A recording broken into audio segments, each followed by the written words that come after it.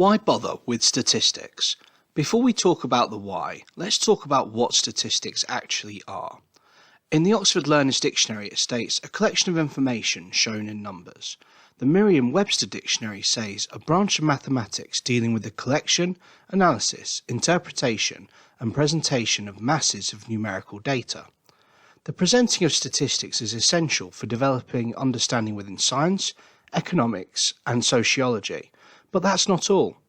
They can open up new information on the realities around us, like the number of academic papers written on origin of life science, testing to see if spending habits increase at different times of the year. Does being a celebrity increase the likelihood of divorce? Are there differences in birth rates between developing and developed nations? Statistics can provide a strong factual basis for opinions and can be used in decision-making on an individual level up to a governmental level. Some examples that you will see within the Red Pill movement in many discussions on dating and from supporters of female empowerment trying to provide foundations in the real world for their positions. Statistics can also be an important part of entertainment and can be used in discussions on Fox News and CNN, and they can be useful within various documentary series. The context of such statistics will be strongly debated, however, the utility is clear. One of the best arguments for the utility of statistics are from large technology companies like Google or Facebook who make money from personalised ads, which is based on understanding people's data. In the UK, when the supermarket Tesco launched its Club Card, they used rewards in order to get customers to share data on their shopping habits to better inform what they should be selling to customers. This has created the need for data scientists to interpret such data to turn it into meaningful information. Also, the existence of think tanks like the Pew Research Centre shows that there is value in data, so being able to use statistics to analyse that data has provable real-world value.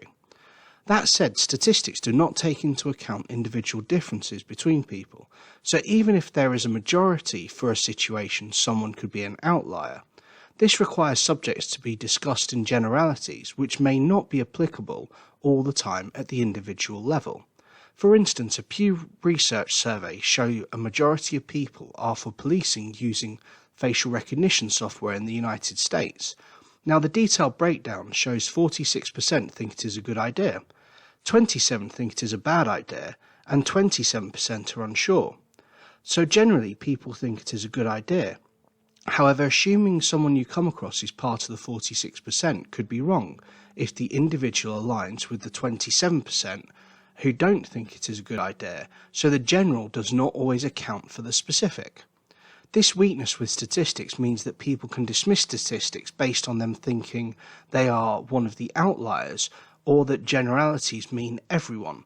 Very often phrases like "not all people are like that" or phrases such as "that doesn't apply to me because" are examples of such dismissals. Also, statistics take time and effort to look into and understand. With some statistics, they are not given utility, and so the mathematical methods can sometimes remove them from real-world application. Also, things like the Pareto principle, 80% effects come from 20% of the causes, can be applied in some instances, like 80% of productivity is achieved by 20% of the working population, but can also be misapplied to situations where those statistics do not prove to be true. So even statistics apply and make sense in one context, it doesn't mean they will apply in a similar context.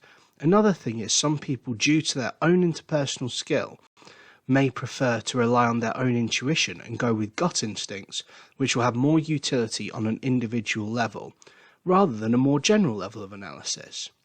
Now you have some ideas for bothering or not bothering with statistics. How have you used them in your life? What arguments have you made using statistics? Let me know in the comments. If you like this video, then please drop a like, leave a comment, subscribe, and hit that notification bell. Join me again as we research our world.